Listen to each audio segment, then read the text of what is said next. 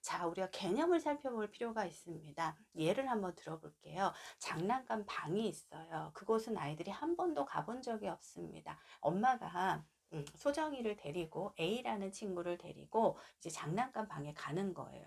이게 처음이니까 우리가 낯선 곳에 대한 불안감이 있지 않습니까? 여행을 가려고 그래도 그곳이 낯설어. 조금 내가 거기 잘 갈 수 있을까? 언어는 괜찮을까? 뭐 이런 불안감이 있는 것처럼 아무리 엄마가 자, 우리 장난감 방에 가는 거야 라고 하지만 좋은 장난감이 내가 가지고 싶은 장난감이 많이 있다라고 하지만 아이들 마음속에는 그 장난감 방에 가고도 싶지만 거기에 뭔가 괴물이 살지 않을까 불안한 다양한 감정이 갖게 되지 않겠습니까? 그런데 자, 안정된 애착을 형성한 친구는 그런 불안함을 엄마에게 이야기합니다. 물어봅니다.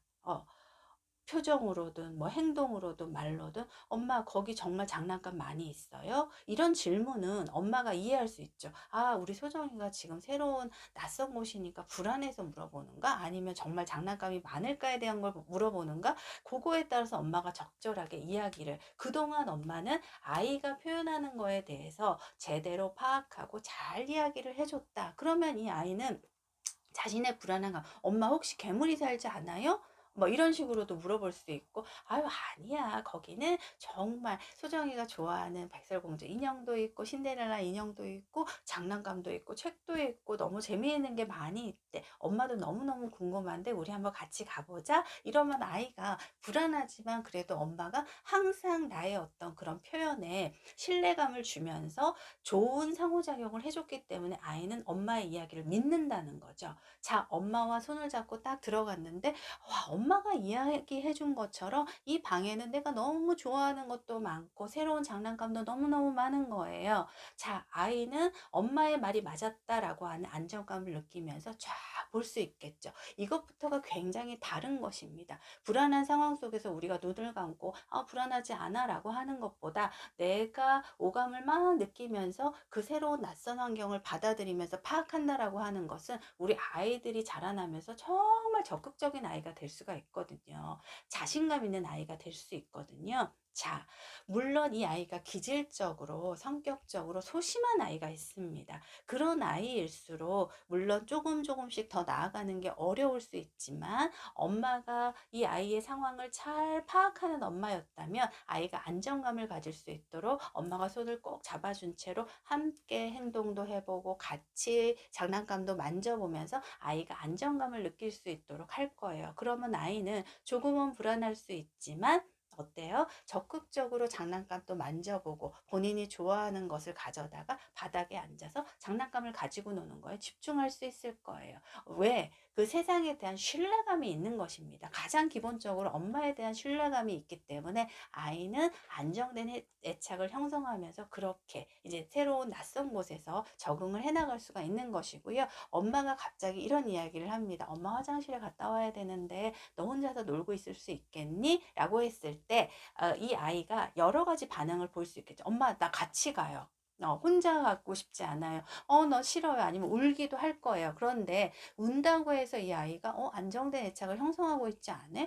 안정된 애착을 형성한 아이는 엄마랑 잘 떨어지고 방긋방긋 웃고 내 씩씩하게 엄마와 잘 떨어질 수 있네 라고 생각하시겠지만 그렇지 않습니다. 그것이 아니라 불안하게 느낀다라고 하면 이 아이가 엄마에게 불안한 마음을 우는 걸로 말로도 표현할 수 있어야 된다라고 하는 게 굉장히 중요한 것이고요. 그때 엄마가 어떤 반응을 보이느냐. 너는 왜 맨날 우니? 엄마 온다 그랬잖아. 라고 이야기를 하거나 아니면 아이가 우는데도 그냥 빨리 갔다 올게 하든지 아니 그냥 아무 말도 안 하고 갔다 온다든지 뭐 이렇게 엄마가 엄마의 그 상호작용이 굉장히 차이를 가지고 있다는 거예요. 안정된 애착을 형성할 수 있느냐 불안정한 애착을 형성할 수 있느냐. 중요한 키워드는 이거예요. 어머님들. 아이가 자신의 마음을 표현했을 때 엄마가 어떻게 반응해 주느냐가 지금까지 굉장히 중요했던 것이고 아이는 엄마가 잘 받아줬어. 그리고 내 아이의 불안한 마음을 엄마가 잘 안정시켜 줬기 때문에 막 울 수 있어요. 그런데 엄마가 소정아 여기는 장난감 좋은 거 많으니까 소정이가 조금 불안할 수 있지만 엄마 얼른 갔다 올 테니까 장난감 잘 가지고 놀면은 엄마가 얼른 갔다 올게. 그러면 끄떡끄떡하면서 계속 울면서 장난감을 가지고 놀 수도 있고 어느새 진정이 돼서 장난감 가지고 노는 거에 집중할 수도 있다는 거예요. 그런데 엄마가 화장실에 딱 갔다 왔을 때 어때요? 엄마 하고 이제 그렇게 기다렸던 엄마가 이제 왔으니까 엄마 품에 퍽 안긴다든지 엄마 왜 이렇게 늦었어? 나 근데 이 장난감 재밌게 가지고 놀았어. 뭐 이런 식으로 아이가 표현한다는 불안정한 애착을 형성한 친구는 벌써 낯선 곳에 간다라고 하면은 막 울고 불고 거기가 뭐 장난감이 있는 곳이고 어디건 상관하지 않습니다. 엄마가 또 나를 버리고 갈 것이다. 나는 불안하다라고 하는 것을 불안정한 애착을 형성해 나가고 있고 엄마가 제대로 상호작용을 해주지 못하고 있는 상황이라면 과잉형 불안정한 애착을 가진 친구는 막 울고 뭐 난리죠.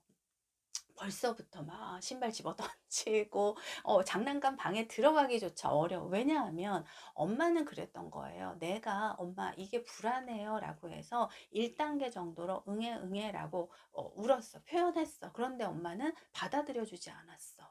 그러니까 아이가 10단계로 응애 라고 울어야만 엄마가 한두 번 정도 왜 그래 하고 관심 가져줬다는 거예요. 그럼 이 아이 입장에서는 내가 다 1단계, 2단계, 3단계를 거르고 과잉적으로 공격적으로 뭔가를 집어 던지고 물고 뜯고 엄마의 그 손을 잡아 끌어당기고 과잉적으로 표현을 해야만 엄마가 왜 그래 왜 그래 하고 한번 안아주거나 받아줬기 때문에 아이는 과잉적으로 내가 표현해야 된다라는 거에 익숙해질 수밖에 없습니다. 그렇기 때문에 불안정한 애착에 있어서 과잉형 불안정한 애착은 그런 경우예요. 그래서 나의 불안함을 엄마가 제대로 반응해주고 받아들여주지 않았거나 막 화를 냈거나 막 이런 식의 신뢰감을 주지 않았을 때 나타나는 경우이고요.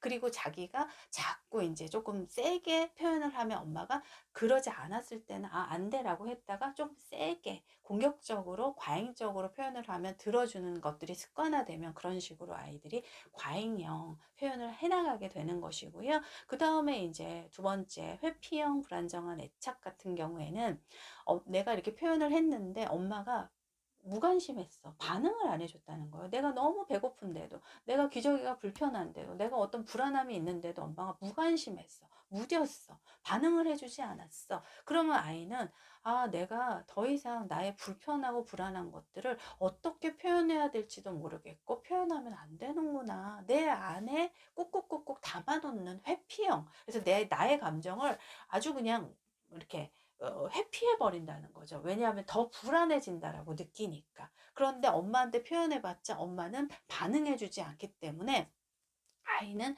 자신의 감정에 대한 표현을 회피하는 거죠. 그래서 이 회피형 불안정한 애착을 가지고 있는, 그래서 사회에서 아니면 학창 시절 때 그런 친구들 같은 경우에는 어떤 뭔가 트러블이 생겼을 때 딱 말 안 하고 입 딱 닫는 친구 있잖아요. 그러면 계속 눈치 보게 되잖아요. 저 친구가 왜 화가 나고 왜 삐졌는지를 나는 도저히 모르겠어, 내 입장에서는. 그런데 얘기를 좀 해주고 했으면 뭔가 풀을 수도 있는데 딱 입 닫아버리고 말을 안 해. 그럼 막 답답한 거죠. 그쵸? 그러니까 남편이 그럴 수도 있고 내가 그럴 수도 있잖아요. 그러니까 우리 아이도 회피형 애착을 형성해 나가고 있다라고 하면 엄마인 내가 너무 무관심하게 그렇게 아이에게 반응을 해주지 않았던 건 아닐까라고 되돌아볼 필요가 있습니다. 그래서 회피형 애착을 형성한 친구는 엄마 손을 따라서 잘 들어가고 그래서 순하게도 보이고 근데 굉장히 소심하게 보이죠. 왜냐하면 울지도 않고 그 낯선 장난감 방에 잘 따라 들어갔는데 아이가 어때요? 계속 불안해서 손을 막 이렇게 자꾸 만지작거린다거나 엄마 옷깃을 막 만지작거린다거나 엄마 옆에서 이렇게 떨어지지 않고 엄마는 자꾸 밀쳐대고 좀 이거 만져봐, 너는 왜 이렇게 소심하니, 뭐 이런 식으로 이제 엄마는 자꾸 비난에 섞인 말을 하기도 하는데 아이는 너무 불편한 거, 불안하다는 거예요. 그러니까 그 환경에 잘 흡수되지 못하죠. 그래서 어린이집에 왔을 때 그 아이가 참 순해. 엄마랑 떨어질 때도 울지도 않고 너무 순한데 어때요? 친구들하고도 잘 섞이지 못하고 그냥 계속 뱅글뱅글 뱅글뱅글 겉도는 친구가 있단 말이에요. 그리고 뭐 물어보면 제대로 이렇게 대답 못하고 우리는 소심하다라고 얘기하지만 그 아이의 안에는 엄청나게 불안하고 내가 어떤 표현을 하고 싶은데 어떻게 표현해야 될지를 잘 몰라. 그거를 엄마와의 상호성에서 배우지를 못했다는 거예요. 그것이 이제 회피형 애착을 형성하고 있는 친구고 엄마가 화장실 갔다 올게 라고 하면 아이는 아무 반응을 안 해요. 근데 속에는 너무 불안한 거야. 엄마 가지 마세요. 그런데 그 엄마는 이제 아이가 가만히 있으니까 너무 잘 떨어져 하고 얼른 갔다가 엄마 기다렸지 하는데 이 아이는 엄마가 언제 오나 막 이렇게 불안해 했는데 엄마를 딱 보는 순간 어때요? 딱 고개를 돌리거나 얼굴이 어두워지거나 오히려 이렇게 뒷걸음질 치면서 엄마가 혼자 잘 있었네 라고 이렇게 꼭 안아주려고 해도 아이가 이렇게 막 회피하고 뒤로 이렇게 뻗당기는 아이들이 있거든요. 그런 친구는 회피형, 불안정한 애착을 형성하고 있다라고 판단하시면 되고요. 혼란형, 불안정한 애착은 과잉형과 회피형이 같이 혼합된 거예요. 그래서 어떤 상황에서는 아이가 굉장히 회피형의 표현을 하다가 어떤 상황에서는 과잉형으로 하니까 엄마가 너무 혼란스러운 거예요. 어떨 때는 아이가 굉장히 순하고 참 잘 적응하고도 하는 것 같은데 어떤 상황에서는 막 아이를 물었다고 해.